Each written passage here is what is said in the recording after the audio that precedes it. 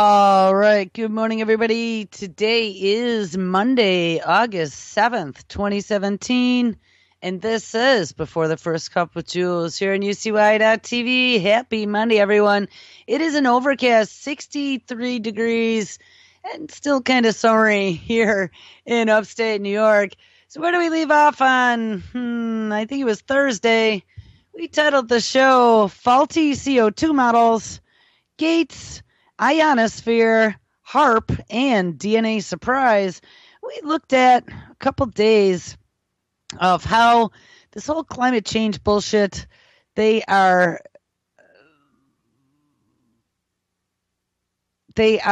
hearing a cat crying out the back door. I think the cats are looking for me upstairs. They are drumming that drum, saying that CO2 is the cause of all of our climate change. And I'm saying, no, it isn't. CO2 is a way for them to make millions and millions of dollars from a resource that is required for life on Earth, specifically for plants that we eat. And they've found ways now. I saw Bill Gates as well as, I don't remember the name of that other company, but it utilized solar power out on the ocean to pull CO2 out of the atmosphere and then make carbon nanotubes that they can weave into a wool at a cost of $660 a ton, and then turn around and sell it for anywhere between $100,000 and $400,000 a ton. So don't let them fool you, because methane is a much worse greenhouse gas than CO2. And I don't think it's us, hiccuping or driving our cars or whatever else they're trying to blame it on that's causing this. We started to look at some of the climate change that occurs in the upper atmosphere and some of this ionospheric heating that they're doing with HARP in that super secret paper I found. They required a password to get into. But also, there was an Australian climate scientist who had 6 degrees in mathematics that Drew Lamb had posted the story on, that blew the doors off of the climate change model because he said that they were doing the numbers all wrong. And he showed that when he manipulated the equations and fixed the mistakes that they were making, it ends up it's not carbon dioxide. It potentially is. The solar cycle. We had said that originally. Back just a few years ago, they had been talking about how we were moving into an ice age, and it all had to do with the solar cycle. And that was all of your big NOAA scientists and NASA and whatever. They'd all been talking about that. And then came COP21, bing, all of a sudden, they were all told that they could make bazillions and crying that CO2, and good old Billy Gates at that TED Talk, CO2 was the culprit, and we had to bring that number down to 0. Well, don't think he has your best interest at heart, because he's got an investment that he is about to make bazillions on as well, sucking CO2 out of the atmosphere. So at the end of the show, we had started looking at DNA replication and the fact that they had CRISPR'd the first human embryo in the United States. Oh, lucky us. And I probably have 20 stories looking at some of the insanity that I've found over the last week, but I might save that one for the next show, because I promised you guys we were going to get into 5G today, and I want to dig into a little bit of 5G, and then we'll see where we go from there. Maybe we'll hop into AI, but we were looking at, they had just filmed DNA replication for the very first time, and it wasn't what we expected at all. Oh no, they can't direct the development of life like they thought, because it appears to be on a large scale, quite random. But there was another story that I found. This one I posted maybe a month ago, but hold on, because I moved my tabs. This is pretty interesting. Scientists have witnessed DNA protecting itself from radiation. Now, here's the thing. When I think about some of the experiments they've done exploding bombs in our atmosphere over the last 50, 60, 70 years. I don't know how many years it's been, but it's been a lot. And Hiroshima, Nagasaki, That's how Japan kind of became one of our offshore science labs because it was a wait and see approach. Don't think that those people haven't been followed very closely to see what kind of mutations formed. And that's something else that they are finding, even when they're doing CRISPR, is that there are a lot of off-target mutations. And actually, another story. Hold on. Don't let me get too off topic today, because I do that. I thought I was going to cover this one on Thursday, and I never did. But I love the picture on this. It's a deer standing, and he's got a solar panel on his back, and he's got roots growing out of his feet into the ground, and green clover growing out of his horns. And I mean, that's just the thing. Life is just this big, massive living organism. The planet is all a part of one big organism. We are but cancer cells, and I don't know, birds are red corpuscles or something. But the thing is, as we screw around with this stuff, as we start manipulating natural laws and processes and secrets of creation, evolution, self-directed evolution, we heard Georgie Porgy Church call it, and he's all excited. There's lots and lots of battles going on right now for patents on CRISPR, by the way. I saw, who is the German? Merck.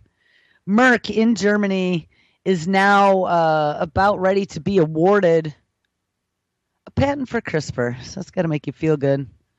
But anyway, back to the story. Controversial new theory suggests that life wasn't a fluke of biology. Oh, no. It was physics. It all comes down to math, people.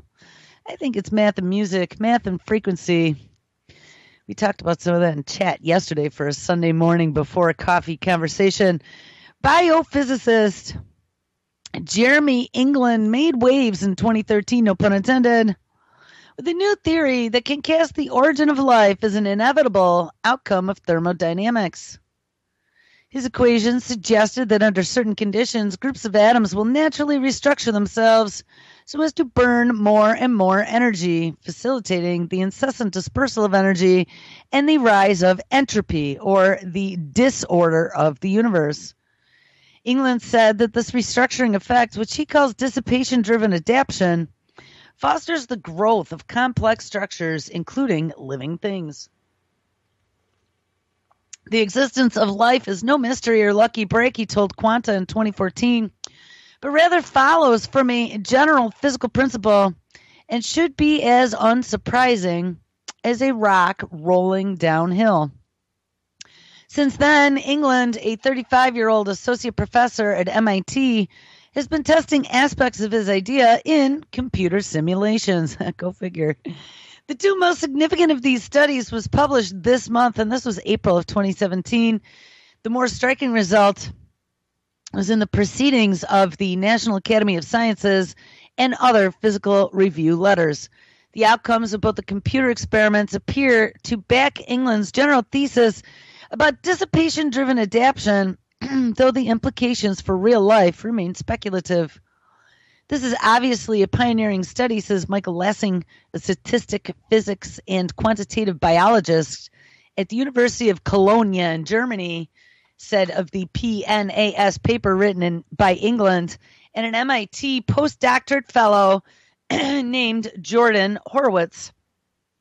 It is, quote, a case study about a given set of rules on a relatively small system, so it may be a bit early to say whether it's generalized, but the obvious interest is to ask what this means for life. Like, are we special or aren't we? The paper strips away the nitty-gritty details of cells and biology and describes a simpler, simulated system of chemicals in which it is nonetheless possible for an exceptional structure to spontaneously arise. So, in other words, maybe it is not intelligent design. Gotta tell you, maybe it's just the math behind it, but I swear, when you look at how macro is micro and micro is macro, it just is mind-boggling that this could all just be random. We're just a damn accident, and none of this is real. I mean, I was reading some study yesterday that was talking about how reality really isn't even real. It's just a construct of your brain. And when you die, you break that connection that you have between your outside world and your inside, and so it no longer exists. So does that mean it really doesn't exist and it's just a figment of our imagination? I don't know. But, heaven almost snuffed it a couple times now. Those are questions you got to ask, because I spent my whole life looking into this stuff, and I think I'm way closer to answers now than I was 40 plus years ago. But I got to say, it's still mind-boggling when you think about it. Anyway, this phenomenon that England sees as a driving force behind the origin of life. That doesn't mean that you're guaranteed to acquire structure, he says. The dynamics of the system are too complicated and non-linear to predict what will happen. The simulation involved a soup of 25 chemicals. I think that's just like what we have floating around in space as well. Remember, we all came from the same stardust from cosmic explosions as the macro did. So there's a chance that potentially empty space could be like an ocean with lots of little space bugs and beetles flying around out there. But some of these big structures, like, the Big Eyeball Nebula, could be doing things like crying tears they just discovered. Yes. Actually, when I saw that, I almost fell over, because that eye nebula especially has always been a theory of mine since I was a kid, that kind of questioned the taught science, is that what if in space, because of the immensity of the playground, just like a fish in a very large fish tank versus a fish in a very small fish tank, we are but fish. But what if, because in space, all of this material, all of these elements that make up our bodies that are also floating around freely in space, what if they didn't collect together somehow and form some sort of organism that lived on some sort of intrastellar time frame, because it is so damn expansive, at least for what we can see. Where an hour here is 1,000,000 years for a life form in space. Well, here, let's continue down the mind bend. This was out of IO9 from June 17th. This is 2014. This is a while ago. I must have missed it the first time around. The famous Eye of God Nebula may actually be weeping tears of water. That just kind of floored me. This is one of the most iconic celestial images in astronomy, the eye-like Helix Nebula. Ironically, the incredibly harsh conditions within this dying sun-like star are producing a molecule integral for the formation of water, a process that could be repeated across the cosmos. Planetary nebula consist of an expanding, growing shell of ionized gas ejected from old red giant stars late in their lives. So that would be interesting if at their deaths they produced water, the core of life as we know it. The core becomes a hot white dwarf, pouring out ultraviolet radiation into its surroundings. This radiation can be so intense that it actually destroys molecules that have been thrown out by the star, molecules bound up in the rings of material seen at the outer edges of planetary nebulas. Astronomers surmise that this harsh radiation, restricted the formation of new molecules in that region, but it now appears that this is not only incorrect, so always question what you know, because it's probably just a theory. It may contribute now to the process that generates a molecule responsible for the formation of water. Molecule known as OH+, a positively charged combination of a single oxygen and hydrogen atom. And, I've been asking this question for a while. Why haven't scientists, these smarty pants who are CRISPRing, splicing, and dicing every living thing on the planet, figured out how to splice and dice and make water from scratch, take oxygen and hydrogen and go bloop, and there we have it. And I have not found evidence that they've been able to do that yet. They can suck it out of the atmosphere using solar energy. but they haven't been able to splice and dice it and make it in the lab. And I know water itself is a strange molecule. It has some strange traits as far as its weight and that seem to be anomalies. But just makes you wonder. And of course, harsh radiation they thought would kill everything, but it doesn't. It's another thing. I have a friend who has always kind of been a believer in nuclear energy. And I know, it caused many, many hours of fierce arguments. But the one thing that I learned to do out of all those fierce arguments and my appreciation for my friend's understanding of science is that I shut up for once instead of arguing, and I listened. It was very hard for me. But it made me see things that I probably would have never have seen using, I don't remember what that's called, but when people shut down, when you try and give them information that is altered to their beliefs and they don't want to see it. I don't even want to see it. Nope. I don't even want to look at it. It's all propaganda. It's all bullshit. Well, I for once didn't do that. And I actually read some studies about life and what they've been seeing in locations like Chernobyl and Bikini Atoll. The weird thing is that wildlife is thriving.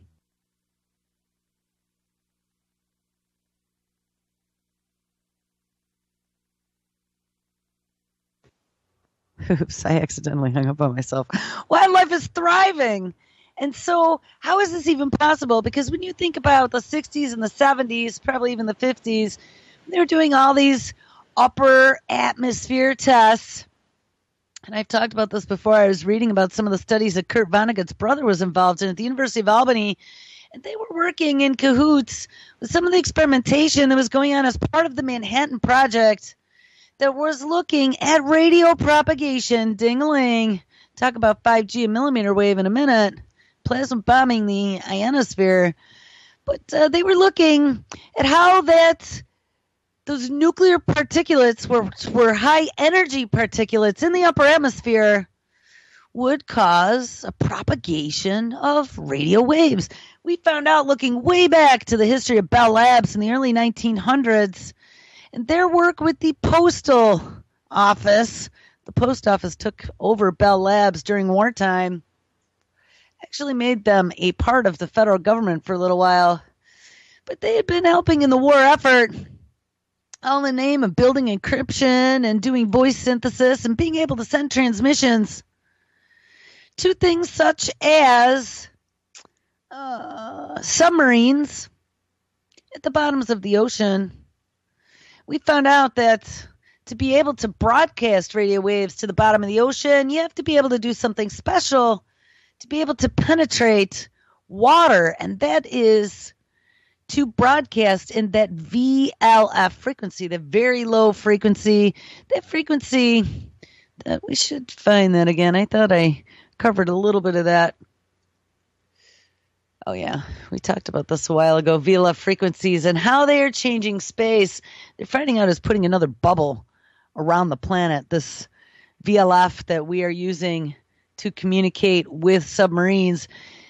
In some of that paper, that super secret DARPA HARP paper that I read on Thursday, they talked about the frequencies they could broadcast in. And if I'm not mistaken, it included the VLF frequencies, and they even talked about pulsed VLF. Some of those frequencies are the same frequencies that your brain operates upon somewhere. And I don't know if it was on my Facebook page or somewhere where I was doing research. I came upon a big experiment that they had done out of HARP way back when, looking at how to, I don't know if it was to beam out messages or manipulate thoughts. They'd actually really 100% done that experiment. And it got people scared. And that was why when it came to DARPA or the Air Force potentially shutting down HARP, nobody really wanted to step up and put money behind the process because they were afraid of the association that it would give them by being associated with some things that had happened there in the past. So I want to find I honestly don't know. I've posted a lot of things over the last week or two. By the way, Dal, thank you very much. You posted for me a couple different times in chat, and I appreciate it. But anyone ever wants to get the real-time feed that I keep, that I do the shows off of, that all feeds out to Twitter. And that is twitter.com/Jule, Jule, Stan1. And that is my live feed that feeds out from Facebook. I post everything onto Facebook just because it's easy. But I don't see that experiment that they did. I came across some pretty insane stuff when I really started digging into the history of that antenna array. So, all right. So the I've Got Nebula is weeping, and radiation does not decimate everything. Oh, no, no. It potentially causes mutations that create things that can't be created manually, like water. All right. So I am lost now.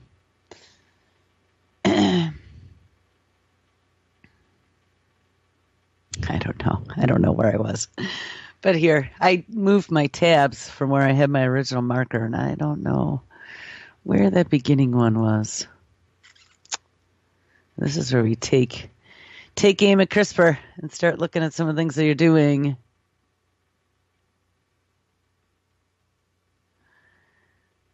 Hold on. Oh, fuck. I moved my marker because I was skipping all of this CRISPR stuff today, but now I guess I don't actually have to. So here was the story I was looking for. Scientists have witnessed DNA protecting itself from radiation. Go figure. DNA protects itself from damage naturally. It was a project that I remember DARPA gave some funding to Roswell Park Cancer Institute in Buffalo back a few years ago to look at how human cells potentially react to radiation while getting things such as chemotherapy, all in the name of protecting people that had to go in and fight nuclear meltdowns such as Fukushima. DNA protects itself naturally, and scientists are hoping to gain insight into how this process works. When DNA is bathed in ultraviolet light, it can eject a single proton from a hydrogen atom to rid itself of excess energy, ensuring other chemical bonds remain intact. And hey, isn't that the same thing we were just reading about with how the water is forming in the eye nebula? Whoa, that's weird. It's exactly the same process. Well, I guess the process in that eye nebula happens to be the same process that our DNA exhibit. Now, how messed up is that? So case in point, I'm going to make my point again, even though it was a weirdo theory back 30, 40 years ago. I think that some of these big structures in space are actually alive. So back to this DNA protecting itself from radiation while making water. This protective mechanism is called an excited state proton transfer, and it is the focus of new research by a team of scientists. And this article was from 3 years later, April 11th, 2017. Researchers used the LINEAC coherent light source at the SLAC National Accelerator Laboratory to generate X-ray laser pulses capable of probing the nitrogen molecule, which is a simple molecule, 2-thiopyridine, for quadrillionths of a second. The short period of time matters because when molecules are exposed to this kind of light, they react incredibly quickly. And again, it's all about time, whether it be slow time or long time, and the scale of time. Guys, I really, really, really think, though I have no proof of it, but remember, if you can dream it, it's probably somewhere along a timeline, probably possible. I really think that we are just, again, like I said, cancer in this large living organism that might even extend beyond just our planet. Maybe our planet is a red blood cell that carries oxygen and water and things to different parts of the solar system that are then different parts of the body that is then the organism that is called the universe. I don't know. Maybe there's millions of universes all living in some big intergalactic society. Again, put on your tinfoil hat. But I do think about these things. I think that it may be something way surprisingly simple, though that's not very simple. But what's micro is macro. I mean, take a look at an atom. I remember as a kid thinking about this. When I first started learning about chemistry, I really thought chemistry was just so amazing because we had all these chemicals in this table and they were able to not only identify them, but you could identify them by certain characteristics in a laboratory, which were the same characteristics that they were using in space, like spectroscopy or burning and just looking at different light scales. They could tell what elements, and I did take a few college-level astronomy courses and highly recommended. I had a really old guy. You think he was on his last legs, but he had been doing this for 50 years, and he knew so much. He was a physicist to start and an engineer and then got into astronomy. And he just had the best way of teaching, like in real simple terms, that even me, as all my engineering guy friends used to call me physics for poets, I was getting my English degree. Even I could totally get it, man. And I was like floored over how amazing it was. He taught us all about mini black holes, and that was back when it was still kind of a theory before they had turned on any of these big super colliders that have, I truly believe, destabilized time and space in places where we shouldn't be messing around with this, i.e. Earth. This should be done out in the far reaches of space, if at all. Again, I used to say we are reaching to become gods, but it almost seems like we're reaching to become time lords. I know at one point there was a scientist that came out at CERN that said they were actually tinkering with trying to see if they could use CERN as some sort of time machine. And I'm really wondering, I had an epiphany the other night. There's some weird things that happened to me 20, 25 years ago. And a whole bunch of them, not just one, just a whole bunch, just like people I knew. And if I wouldn't have known them, I wouldn't be here right now. And these collages that I did, someday I'm going to put a public link to all my collages I did right about the same time when I started first having the connections back to now.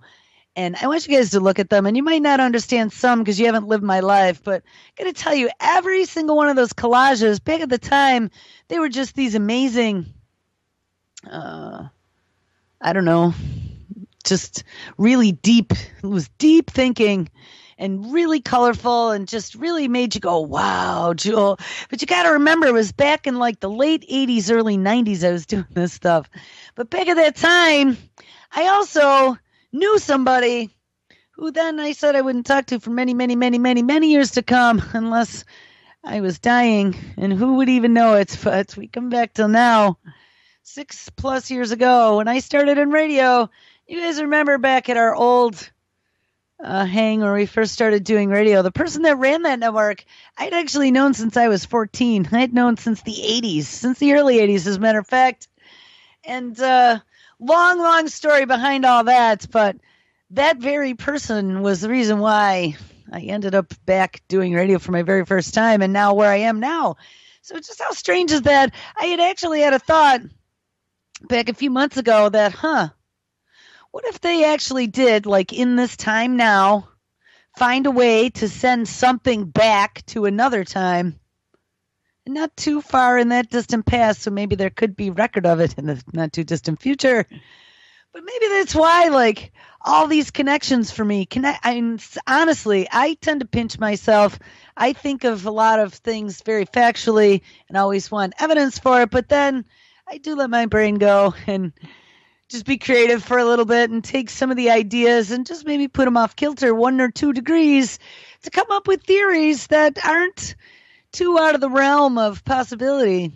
Guys, I'm telling you, if you ever were a fan of Back to the Future as a kid, and like if you made a little change, there'll be changes that end up, there's something that links then to now for me personally, just me, that makes me think that maybe, remember they always taught us that to be able to go back in the past or something, you had to actually make the first entry in the future back to that past. Maybe that's why. Maybe that's why, even in these collages, I have all these DNA things and weird space things. And I even have in one picture a sculpture of a mother and a baby and a brain with a big blood blot on it. I swear to God. I'm telling you. And in one of them, I even have the banner. The banner that I use on YouTube is in one of my collages, guys. It literally is. It's just beyond insane. So, I don't know. When I start thinking micro, macro, science, math, wormholes, space, spectroscopy, waves, frequencies, because this is where this is headed, this 5G. And if really this is all connected the way, like in this big, beautiful, colorful symphony that we have that's playing out as a living organism called the universe. And we are tinkering with, like I said in chat the other day, being the off-tune tuba in the orchestra. That off-tune tuba is what causes illness. I think every one of our bodies has its own note. And we were reading about being able to diagnose disease just by the sound of your voice. I think that's very possible because your bodily note is affected by bodily organs and systems, and your bodily note might change detectably or undetectably, except to something like Dr. Smartphone. And it'll change as bodily function changes, as your kidney or liver function changes, as your oxygen levels change. And in the macro system, such as i.e. the universe, if we are causing damage to something like the quote-unquote red blood cell of the universe called Earth, one of those far and few between planets that carries H2O and O2 and all the ingredients necessary for life as we know it around in a symphony called the solar system, and there are many. As we interact with that and we beam out things such as radio and TV waves into space forever and ever. And how long does a photon live? Oh, a photon lives forever. We covered that story as well. It's got to make you wonder if we aren't creating a cancerous section of the universe. There was a story about VLF radio waves back in May. And VLF, like I said, hits some of the frequencies that make up our brain waves. VLF are also what they were using at HARP to be able to communicate with submarines. But they also found the VLF radio waves are changing space. What? Used for submarines with out-of-this-world side effects, they said in Popular Mechanics. Humanity is changing the near space environment around Earth. Well, how about your brains as well? Because not only outer space, but guess what? Inner space, guys. What's micro is macro.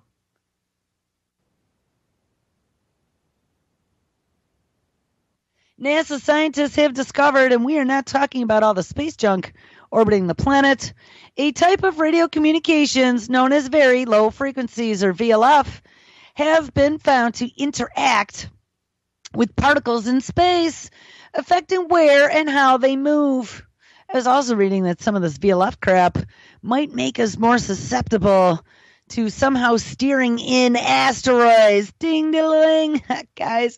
And remember they just came up last year with that new space treaty or whatever because they said we had to watch for killer asteroids and they wanted to mine them. Maybe they intentionally made this VLF field to steer in asteroids so they can make bazillions of dollars mining them. I wouldn't put it past them.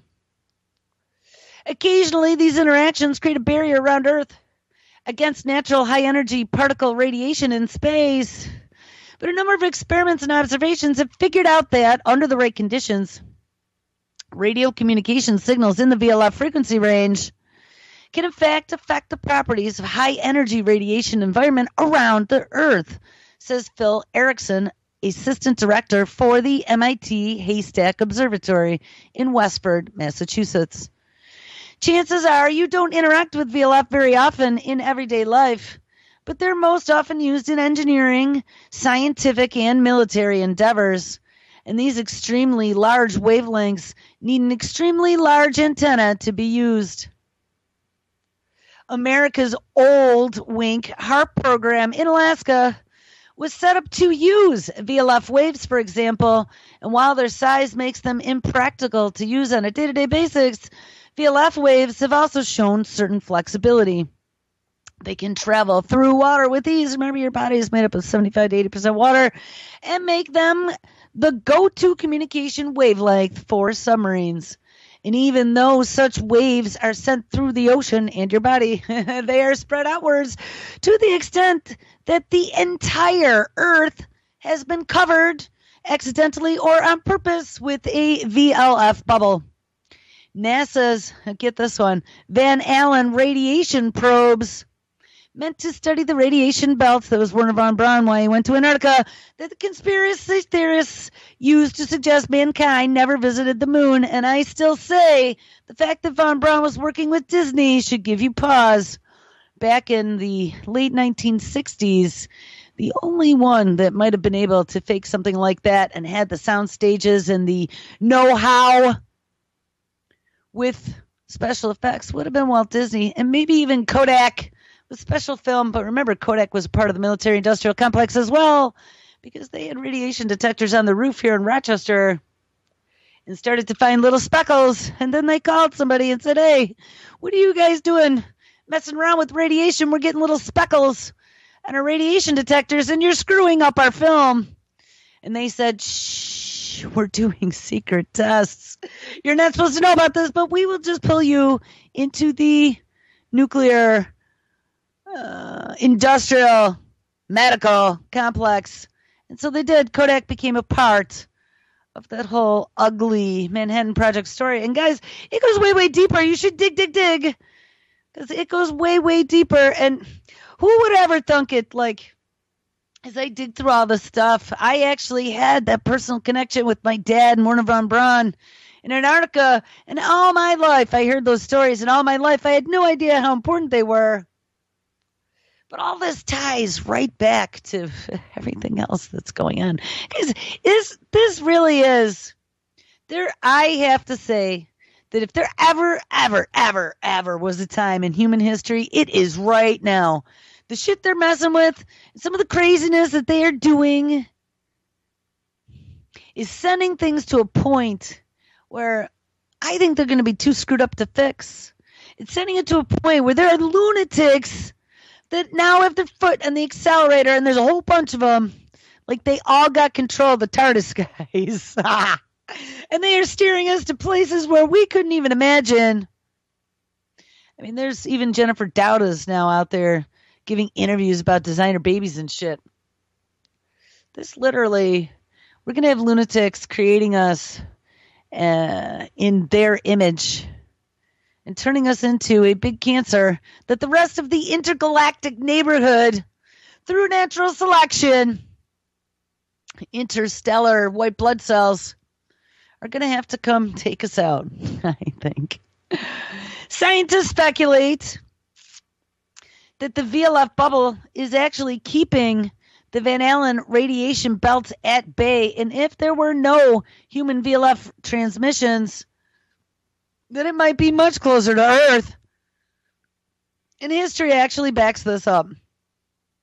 Looking at satellite data on the Van Allen belts in the 1960s, ding, when VLF waves were more limited than they are today, they were closer to Earth. The knowledge that mankind has built something that affects space means, hypothetically, a chance for, ding, further modification.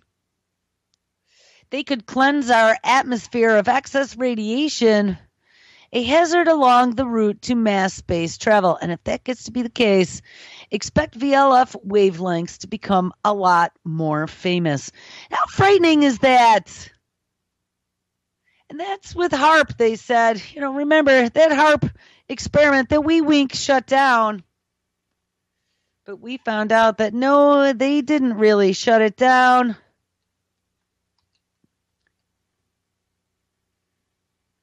And I am going to have to do the Baby Elephant song. I thought to open one more tab and do a search. Don't do it, Jules. Don't do it. It's always a recipe for disaster.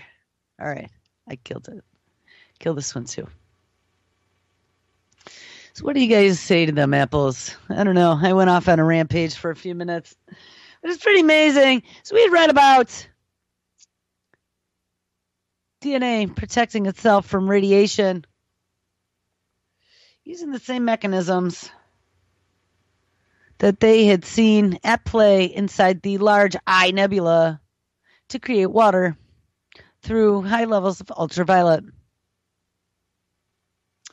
The researchers confirmed that optical light breaks nitrogen-hydrogen bonds, but the X-rays did not. This was important to the researchers that was ultraviolet because they wanted to confirm that any changes they were examining were related to the nitrogen atom or areas immediately surrounding it. And the signatures showing that the X-rays had transformed into energy that was confirming resonance effect that they were looking for. And on resonance studies like this one, ding, vibration, allows researchers to clearly see how X-rays interact with samples because they amplify the signals for observation. In future research, the team hopes to gain more insight into the greater class of photochemical reactions using the same approach to study more complex molecules. Knowing more about how molecules of all kinds protect themselves from radiation can help scientists achieve breakthrough treatments for cancer and other diseases that will arise from the breakage and mutation of DNA. And remember, I told you they're working with Roswell Park Cancer Institute. But how interestingly, they're looking at ways to protect molecules and living organisms from cancer, from radiation. Because what? Oh, that conspiracy theorist flight of astronauts outside of our atmosphere maybe didn't happen because we maybe still don't have a way to protect organisms or molecules from radiation damage. Which, I got to tell you, again, that same friend that challenged me about radiation was the one who turned my eyes onto some of the stories about the moon. And to be completely honest, I don't know, call me silly, I never questioned it, ever. I'd never, ever questioned the moon mission. But now when I look at the history and the whole space race and Sputnik and learn more about DARPA and just how all this works and our big race with Russia, it all totally makes sense. All right, here's another one I had stored up for you on these same lines. This is out of Discover magazine. This is one that I read religiously back in those days that I was having these flashes of what was to come. Creating a universe in the lab. This idea is no joke. Physicists are often reprimanded for using risque humor in their academic writings, but right around the time when I was reading this, back in 1991, that's exactly what happened to cosmologist Andre Lind at Stanford University. He had submitted a draft article entitled, quote, Hard Art of the Universe Creation to the Journal of Nuclear Physics B, and in it, he outlined the possibility of creating a universe in the laboratory, a whole new cosmos that might one day evolve its own stars, planets, and intelligent life. And again, who would know if they weren't already doing this down a deep, dark hallway in some secret lab? You wouldn't. And who would know if they were doing experiments, messing around with stuff like this at institutions such as things called CERN, that are creating energies that only exist in space. You don't. Near the end of the paper, Lind made a seemingly flippant suggestion that our universe itself might have been knocked together by an alien physicist hacker, quote unquote. How funny, but now they're actually talking about that, right? Rich tech billionaires are paying scientists to go out and prove that we are all but living in some sort of crazy simulation, which would explain why all the math would work. The paper's referees objected to this quote-unquote dirty joke. Religious people might be offended that scientists were aiming to steal the feet of the universe making out of the hands of God, they worried. And Lind changed the paper's title and the abstract, but held firm that over the line that our universe could have been made by an alien scientist. He says, I am not so sure that this is just a joke, unquote. Bingo. There we go, guys. I'm telling you, I mean, I think somewhere along the way that there is some super intelligence out there. Why would it always come down to math? Why would it come down to things that were just so simple, such as frequencies and being able to move matter between energy? It's quite elaborate, beautiful, and simple. And not for doing the math yourself, but at least when you look at it in colors, it's very like Apple-ish. You know, colors and sound and big happy push buttons that become like the secrets to creation. I don't know. I guess we'll see. One day some of us will know. All of us, actually. Death and taxes. What if you just become a vibration or a note or a tone or a photon? I wish I wouldn't have closed that story. There was a story about how long do photons live. Oh, don't open it. I don't want to search, but let's try. Otherwise, I'm going to sing, how long do... Maybe it'll find a... Oh, will photons ever die? Here we go. It was the sped up version. Science explained. How long can photons live and will they ever die? Well, everything dies, and to many this seems like to be one absolute truth to the universe.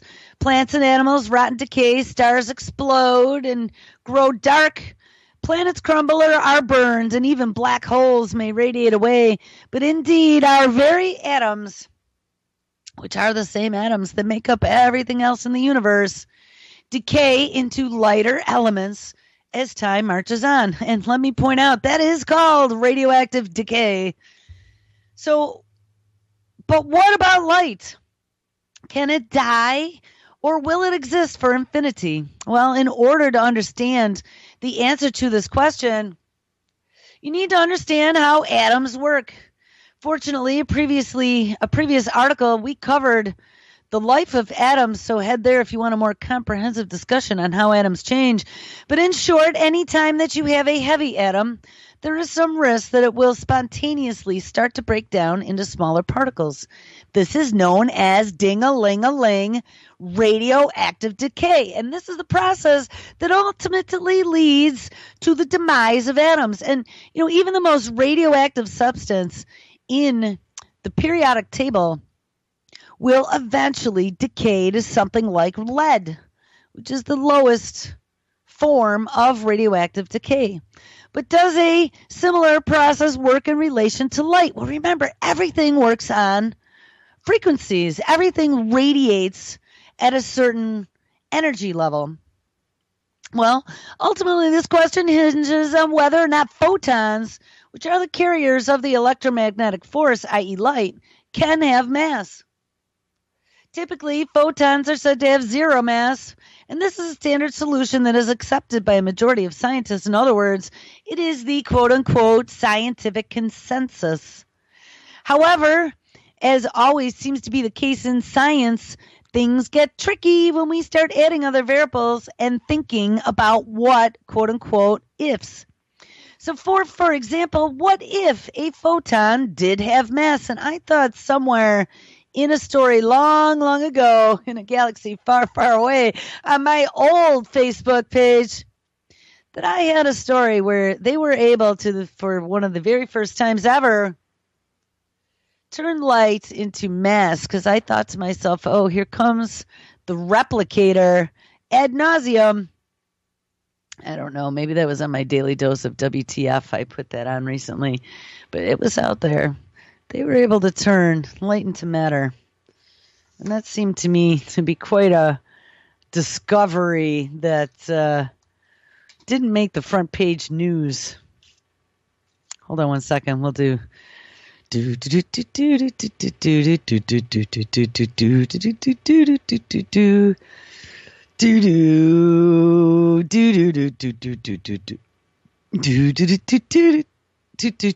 hiccups involved. I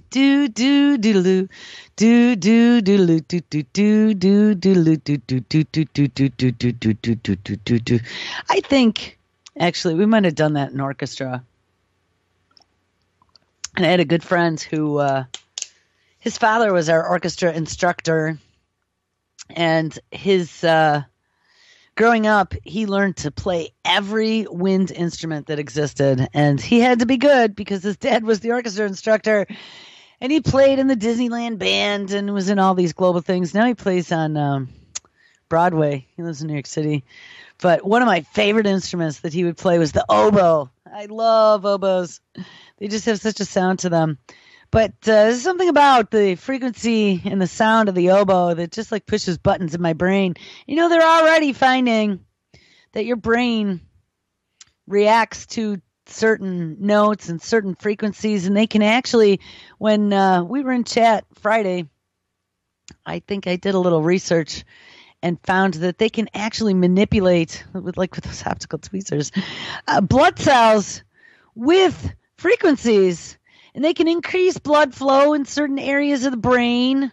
And they can bend blood cells with those optical tweezers. And seriously, guys, it's pretty insane what they can do with frequency and light and lasers and things of that nature. Anyway, typically photons are said to have zero mass, but what if a photon did have mass? If a photon did have a non-zero rest mass, that means that it can decay into lighter elements. So a photon would then break down into either some known elementary particle that is lighter, such as a neutrino, or an antineutrino. Hey, neutrinos, those things that they're looking for at CERN. Or an as yet undiscovered particle, like the God particle, though I think they did discover that.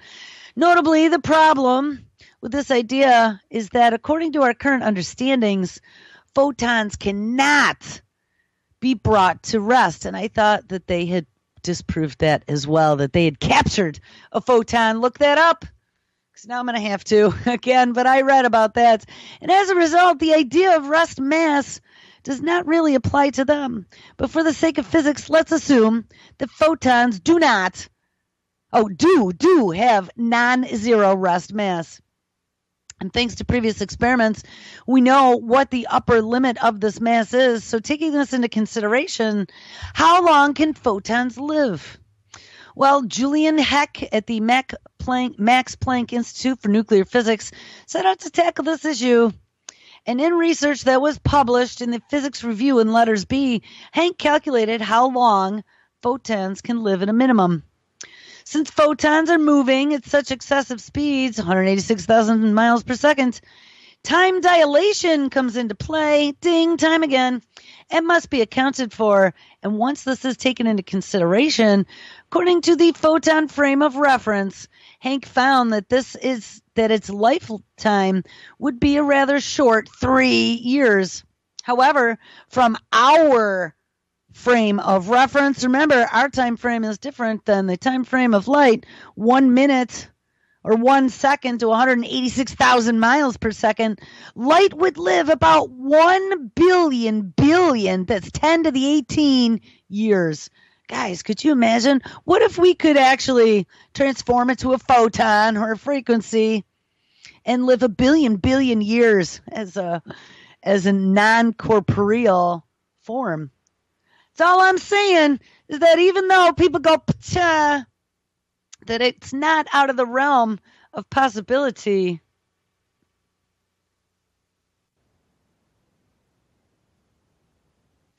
It would look a little something like this: 10, 0, 0, 0, 0, 0, 0, 0, 0, 0, 0, 0, 0, 0, 0, 0, 0, 0, 0. And for comparison, the universe is only 13, 800, 0, 0, 0, 0, 0, 0 years old. Notice the great disparity in those numbers. Well, this excessive gap means that, for all intents and purposes, the photon lives forever. Da, da, da. Is that not crazy? Guys, I really think that we are being spoofed and fooled. Don't upload yourself to the machine, because maybe it'll be a quantum machine in the future, and you'll be but a fleck of light caught in the digital expanses of living hell that they'll be able to manipulate like a puppet on a string. All right, well, I don't know if we're going to go any further than that. Are we going to get to 5G? Doesn't look like it. That's where we're going to kick it off, I guess, on, let's see, I got a doctor's appointment tomorrow morning and an appointment on Wednesday. So not sure what day. Maybe Thursday or maybe Wednesday. We'll see how it goes. So I'm not hearing any music, doo-doot, but it's going to be coming in like 30 seconds. So radiation, we find even comes down to wavelengths of light in our ionosphere, and we are affecting our Van Allen radiation belts. And we have DNA that protects itself against radiation. I also found a study where CAT scans can damage DNA. Interesting. All right, guys, make sure you stick around because it is Monday. Live with Lonnie Clark, I believe, up next.